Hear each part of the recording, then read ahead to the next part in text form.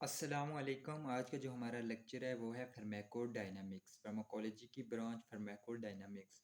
इससे पहले हमने फार्माकोकाइनेटिक्स को स्टडी किया था। आज सेकंड ब्रांच फार्माकोडायनामिक्स। फार्माकोडायनामिक्स होती क्या है? फार्माकोडायनामिक्स ये कि what drugs do with the body. जो हमारे ड्रग्स है वो हमारे बॉडी पे क्या इफ़ेक्ट करती है, कौन कौन से प्रोसेस हैं उनको, उनके ऊपर उसका क्या इफ़ेक्ट है। तो सबसे पहले हम ड्रग्स कोई भी हमने ली एडमिनिस्टर की बॉडी में, तो वो बाइंड करती है रिसेप्टर के साथ, रेगुलेटरी प्रोटीन के साथ। जब तक हमारी जो ड्रग्स है वो रिसेप्टर या रेगुलेटरी प्रोटीन हम कह सकते हैं उसके साथ बाइंड नहीं करेगी, कि वो अपना फंक्शन परफॉर्म नहीं करेगी, वो एज इट इज़ हमारी सर्कुलेशन में घूमती रहेगी। तो जब वो हमारे बाइंड करती है रिसेप्टर के साथ, तो हमारे वो बॉडी फंक्शन को या तो इनहेबिट करती है या एक्टिवेट करती है। इनहेबिट मीन जो हमारे बॉडी प्रोसेस है उसको स्लो डाउन करती है, और एक्टिवेट मीन के जो हमारे बॉडी प्रोसेस हैं उनको स्पीड अप करती है। फॉर एग्जांपल, हमारे स्टोमक में HCl की मिकदार ज़्यादा है, तो हम जो ड्रग्स लेंगे वो रिसेप्टर के साथ बाइंड करेगी, स्पेसिफिक रिसेप्टर के साथ बाइंड करेगी, तो हमारे जो HCl की प्रोडक्शन है उसको इनहेबिट करेगी। उस मीन कि उसने प्रोसेस को स्लो डाउन किया। इसी तरह हमारी जो ड्रग्स है वो रेगुलेटरी मॉलिक्यूल या फिर रिसेप्टर के साथ बाइंड करती है। जो रिसेप्टर हो सकें वो मे बी इंजाइम भी हो सकता है, न्यूक्लिक एसिड भी हो सकता है, मेम्ब्रेन रिसेप्टर भी हो सकते हैं, सेल के अंदर भी प्रेजेंट हो सकते हैं, सेल की सरफेस पे भी प्रेजेंट हो सकते हैं। तो इसी को हम आगे फर्दर स्टडी करेंगे कि मेजर रिसेप्टर फैमिलीज कौन कौन सी हैं। फर्स्ट पे हमारे पास आता है लाइगेंड गेटेड या फिर आयन चैनल रिसेप्टर। सेकंड हमारे पास है G protein couple receptor. Third है हमारे पास इंजाइम लिंक्ड रिसेप्टर, और फोर्थ है इंट्रासेलुलर रिसेप्टर।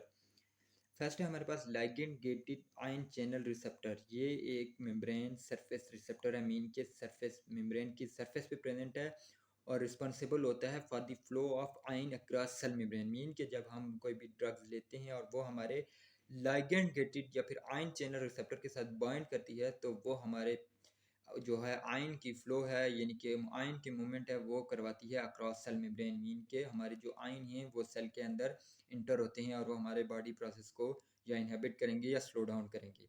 इसमें जो एग्जांपल आती है वो है गाबा। गाबा मीन के gamma amino butyric acid receptor, और एक निकोटिनिक रिसेप्टर जिसमें स्पेशली जो आते हैं NM और जो NN रिसेप्टर है वो हमारे इसमें एग्जांपल आती है। सेकंड जो है हमारे पास जी प्रोटीन कपल रिसेप्टर। ये सिंगल पेप्टाइड की फॉर्म में होते हैं और इनके आगे 3 सब यूनिट होती हैं, अल्फा बीटा एंड गेमा सब यूनिट। अल्फा सबसे पहले जो ड्रग जाती है वो अल्फा के साथ अटैच होती है, जो फिर वो बीटा की साइड पे जाती है, और बीटा से वो गेमा जो इंट्रासेलुलर गेमा जो इनसाइड सेल्स उसका सब यूनिट है, फिर उससे और फिर वहाँ अपना फंक्शन ये परफॉर्म करती है।